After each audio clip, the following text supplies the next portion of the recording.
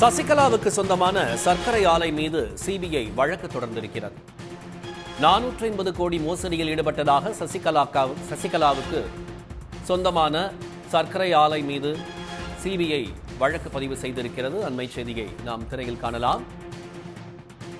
அதிமுகவில் இருந்து பிரிந்து சென்றவர்களை ஒருங்கிணைக்க வேண்டும் என செங்கோட்டையன் கூறிய நிலையில் சசிகலாவுக்கு எதிராக வழக்கு பதியப்பட்டுள்ளது. பினாமி பெயரில் சர்க்கரை ஆலையை சசிகலா வாங்கிய நிலையில் ஆலை மற்றும் ஆலை இயக்குநர்கள் மீதும் சிபிஐ வழக்கு பதிவு செய்திருக்கிறது.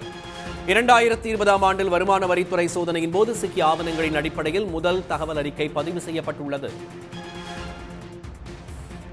கார்த்திகேயன் தலைமை செய்தியாளர் இணைகிறார். சார், விவரங்கள் இங்கே பதிவு செய்யலாம்.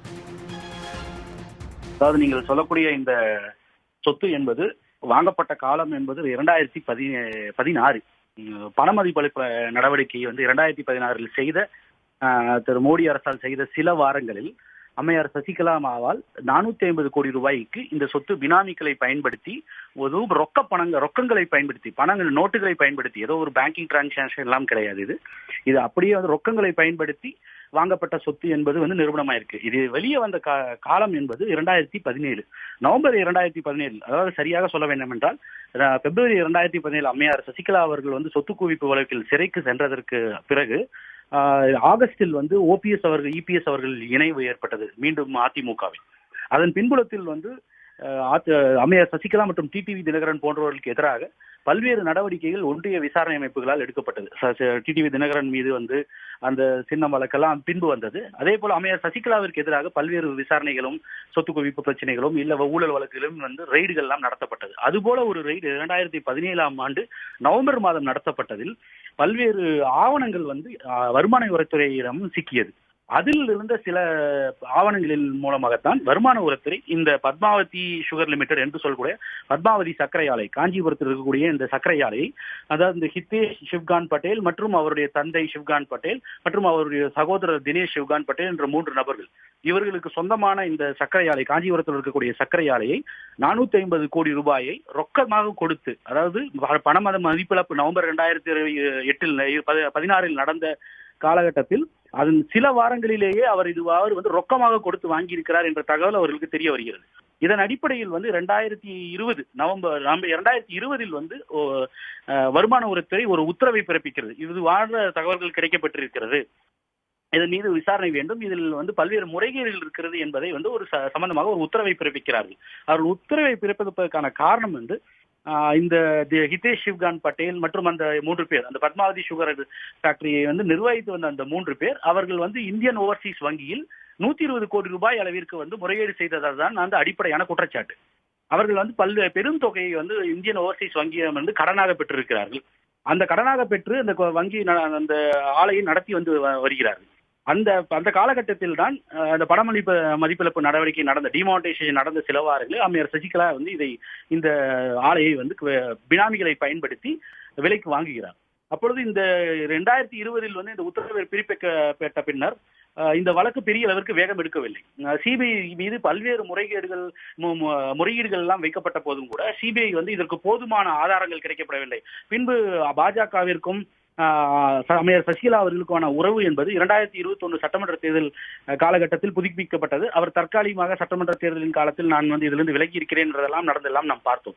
அதற்கப்புறம் இந்த போன்ற வழக்குகள் பொதுவாக வங்கிகளில் நடக்கக்கூடிய முறைகேடுகள் போன்ற விஷயங்களை எல்லாம் விசாரிப்பதற்கு சிபிஐக்கு அதிகாரம் இருக்கு. அதற்கு ஒரு தனியான ஒரு பிரிவு பெங்களூரிலேயே செயல்படுகிறது, பேங்கிங் அண்ட் செக்யூரிட்டிஸ் ஃப்ராட் எல்லாவற்றையும் விசாரிப்பதற்காக. அதாவது வங்கிகள் மற்றும் பங்குச்சந்தையில் நடக்கக்கூடிய முறைகேடுகள், அதை பயன்படுத்தி நடக்கக்கூடிய சொத்து குவிப்புகள், இதெல்லாம் விசாரிப்பதற்கு ஒரு தனி பிரிவு பெங்களூரில் இருக்கிறது. அவர்கள் தான் இந்த நடவடிக்கை எல்லாமே எடுத்திருக்கிறார். அப்போ அவர்களுக்கெல்லாம் பல்வேறு முறையீடுகள் செய்தும் கூட சிபிஐ இது குறித்தான பெரிய அளவிற்கான விசாரணையில் முனைப்பு காட்டவில்லை. இந்த இடைப்பட்ட காலத்தில் சென்னை உயர்நீதிமன்றத்தில் இது தொடர்பான ஒரு வழக்கு தொடுக்கப்படுகிறது. அந்த வழக்கில் கடந்த ஜூன் மாதம் சென்னை உயர்நீதிமன்றம் ஒரு உத்தரவு பிறப்பிக்கிறது. இதில் மீண்டும் தீவிர விசாரணை நடத்தப்பட வேண்டும், ஜெனரல் கன்சென்ட் என்றோ வித்ட்ராயல் ஆஃப் ஸ்டேட் கவர்மெண்ட், அதாவது மாநில அரசு ஒரு ஒப்புதல் தர வேண்டும். சிபிஐ ஒரு மாநிலத்திற்குள் ஒரு விசாரணை நடத்த வேண்டும் என்றால் அதை ஆளும் திமுக அரசு வித்ட்ரா பண்ணிவிட்டது, பின்வாங்கிவிட்டது. காரணம் என்பது ஒன்றிய அரசினோட விசாரணை அமைப்புகளை பயன்படுத்தி பல்வேறு தவறான அரசியல் பழிவாங்கும் நடவடிக்கையில் ஈடுபடுகிறார்கள் என்ற காரணத்தினால் மேற்கு வங்கம், தமிழ்நாடு போன்ற மாநிலங்களில் எதிர்க்கட்சியான மாநிலங்கள் ஜெனரல் கன்சல்ட்டை வித்ரா செய்கிறார்கள். இதையே வந்து தங்களுக்கு சாதகமாக பயன்படுத்தி கொண்டு சிபிஐ அம்மையார் சசிகலா மீது இந்த வழக்கில் வந்து நடவடிக்கை, பினாமி சொத்து சேர்ப்பு வழக்கில் நடவடிக்கை எடுக்காமல் காலம் தாழ்த்தி கொண்டிருந்தது. ஆனால் உயர்நீதிமன்றம் ஜூன் மாதத்தில் உத்தரவு பிறப்பித்ததும் ஜூலை மாதத்தில் இது குறித்தான ஒரு ஆணை வெளியிடப்படுகிறது, எஃப்ஐஆர் பதிவு செய்யப்படுகிறது. அதன் பின்னணியில் தான் இன்று வந்து தீவிரமாக இது சம்பந்தமான விசாரணைகள் தொடங்கி அந்த விசாரணை நடைபெற்றதில் இவர்கள் எவ்வாறு பணம் சேர்த்தார்கள் என்றதெல்லாம் வந்து பட்டியலிடுகிறார்கள். அதில் வந்து ஐஓபி சார்பாக என்ன செய்கிறார் என்றால், இந்த சொத்து வந்து அவர்களால் கடன் பெற்று நிர்வகிக்கப்பட்ட சொத்து. சோ இது பல தரப்பட்ட முறைகேடுகளின் அடிப்படையில் வாங்கப்பட்ட சொத்து என்ற காரணத்தினால் இந்த சொத்தையே வந்து ஃப்ராட் என்ற சொத்து, அதாவது முறைகேடாக சேர்க்கப்பட்ட சொத்து என்று டிக்ளேர் செய்கிறார்கள் ஐஓபியின் சார்பாக. அதாவது வங்கியில் கடன் கொடுத்த வங்கி இந்த சொத்தையே வந்து ஒரு முறைகேடால் பெறப்பட்ட சொத்து என்று டிக்ளேர் செய்து விட்டார்கள். இப்பொழுது அம்மையார் சசிகலா வாங்கிய சொத்து, அம்மையார் சசிகலா அவர்கள் நேரடியாக அவர் பெயரில் வாங்கவில்லை என்றாலும் கூட அந்த மணி ட்ரெயில், அவர்கள் ரொக்கமாக கொடுத்த பணத்தையும் சரி அல்லது வந்து கிடைக்கப்பட்ட ஆவணங்களின் அடிப்படையிலும் சரி இது அவருக்கு தான் நேரடியாக சம்பந்தப்பட்டது என்பதை வந்து விசாரணை அமைப்புகளும் சரி வருமான வரித்துறையும் சரி அவர்கள் வந்து இதை எஸ்டாப்ளிஷ் செய்கிறார்கள்.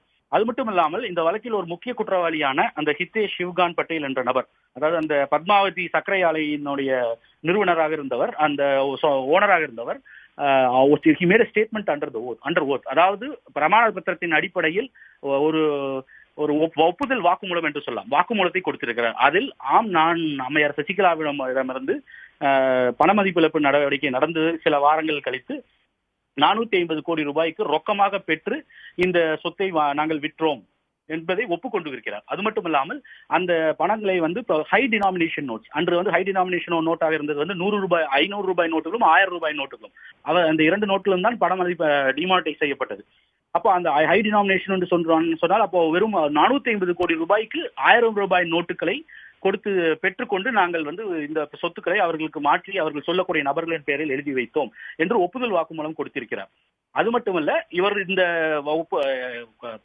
ப்ராப்பர்ட்டி டிரான்ஸ்பர், இந்த சொத்தை வந்து பெயர் மாற்றம் செய்யும் பொழுது நானும் என்னுடைய சகோதரர் என்னுடைய தந்தை சிவ்கான் பட்டேல் 3 பேரும் கையெழுத்திட்டோம், அவர்கள் சொல்லக்கூடிய நபரின் பெயருக்கு கையெழுத்திட்டு அந்த சொத்துக்களை மாற்றி வழங்கினோம் என்பதையும் வந்து அவர் வந்து ஒப்புதல் பிரமாண பத்திரத்தின் கீழ் செய்யப்பட்ட அந்த அறிக்கையில் வந்து ஒப்புக்கொள்கிறார். அப்போ இது எல்லாம் வைத்துதான் வந்து விசாரணை அமைப்புகள், குறிப்பாக வந்து பேங்கும் சரி வருமான வரித்துறையும் சரி சிபிஐயும் சரி இது அப்பட்டமாக பினாமி சொத்துக்களை வந்து அம்மையார் சசிகலா அவர்கள் 450 கோடி ரூபாய் ரொக்கம் கொடுத்து வாங்கியிருக்கிறார் என்பதை திட்டவட்டமாக வந்து அவர் எஸ்டாப்ளிஷ் செய்கிறார். அதன் அடிப்படையில் இப்பொழுது அந்த சொத்தை வந்து ஏற்கனவே அந்த சொத்து வந்து முன்பே வந்து அது அட்டாச் செய்யப்பட்டது, அதாவது வந்து அரசால் வந்து அந்த விசாரணை அமைப்புகள் சீஸ் செய்யப்பட்டது. அப்போ இன்று அந்த விசாரணை நீதிமன்றத்தில் இந்த தகவல்கள் எல்லாம் இந்த எஃப்ஐஆர் மூலமாக வெளிவந்திருக்கிறது. ஏற்கனவே ஆளும் அரசின் திமுக மீது ஊழல் குற்றச்சாட்டுகளும் சரி இல்ல அமைச்சர்கள் மீது குற்றச்சாட்டு வைத்திருக்கக்கூடிய அம்மையார் சசிகலா ஏற்கனவே வந்து சொத்து குவிப்பு வழக்கில் 4 ஆண்டுகள் சிறை தண்டனை பெற்று வந்திருக்கிற சசிகலா மேலும் இது போன்ற பல்வேறு முறைகேடுகளில் அவர் சொத்து குவிப்பு வழக்கில் வந்து குற்றம் சாட்டப்பட்டு தண்டனை பெற்றதற்கு 1 வருடத்திற்கு முன்பு, நீங்க சரியாக சொன்னால் இந்த சம்பவம் நடந்த காலம் என்பது அவர்களுக்கு எதிரான அந்த தீர்ப்பு வந்து நிறுத்தி வைக்கப்பட்டிருந்த காலம். அதாவது அம்மையார் ஜெயலலிதா அவர்கள் இறப்பதற்கு 18 மாதங்களுக்கு முன்பாகவே அந்த சொத்து குவிப்பு வழக்கில் வந்து தீர்ப்பு வந்து ரிசர்வ் செய்யப்பட்டது, நிறுத்தி வைக்கப்பட்டிருந்தது. ஆனால் அவர் இறந்து 2 மாதங்கள் கழித்துதான் இந்த தீர்ப்பு வெளியே வந்தது. பிப்ரவரி 2017, அவர் டிசம்பரில் இறந்தார். ஆனால் அந்த 2016 அந்த தீர்ப்பு நிறுத்தி வைக்கப்பட்டிருந்த காலம், இவர்களுக்கு எதிராக சொத்து குவிப்பு வழக்கு உச்சநீதிமன்றத்தில் தீர்ப்பு நிறுத்தி வைக்கப்பட்டிருந்த காலத்தில், ரிசர்வ் செய்யப்பட்டிருந்த காலத்தில் தான் மேலும் இந்த போன்ற ஒரு பினாமி டிரான்சாக்ஷன் 450 கோடி ரூபாய் ரொக்கமாக கொடுத்து இந்த சொத்தையே வாங்கியிருக்கிறார் என்பதும் வந்து வெட்ட வெளிச்சமாகிறது. ஆனா இதிலிருந்து நாம் இவர் ஊழலுக்கு எதிராக வைக்கக்கூடிய முறைகேடுகள் இல்ல குற்றச்சாட்டுகள் இல்ல விமர்சனங்கள் எல்லாம் முற்றிலுமாக தவிடுபடியாகிறது. அதாவது தன் மீது ஒரு சொத்து குவிப்பு வழக்கு நிலுவையில் இருக்கிறது, தீர்ப்பு எந்நேரம் வரப்போகும் என்று தெரிந்திருந்தும் கூட ரொக்கம் 450 கோடி ரூபாய் ரொக்க பணமாக 1000 ரூபாய் நோட்டுகளை கொடுத்து 450 கோடி ரூபாய்க்கு ஒரு சொத்துக்களை பினாமிகள் மூலம் வாங்கி இருக்கிறார் என்பதை சிபிஐ வந்து அதை நிறுவுகிறது. அது போன்ற ஆதாரங்களும் சிக்கி இருக்கிறது. ஆகவே வந்து தங்களுக்கு ஊழலுக்கு எதிரான அதிமுக, குறிப்பாக அம்மையார் சசிகலா மற்றும் அவர்களுடைய ஆதரவாளர்கள் வைக்கக்கூடிய விமர்சனம் வந்து இதன் மூலமாக தவிடுபடியாக இருக்கிறது என்று புரிந்து கொள்ளலாம். நன்றி கார்த்திகேயன் சார்.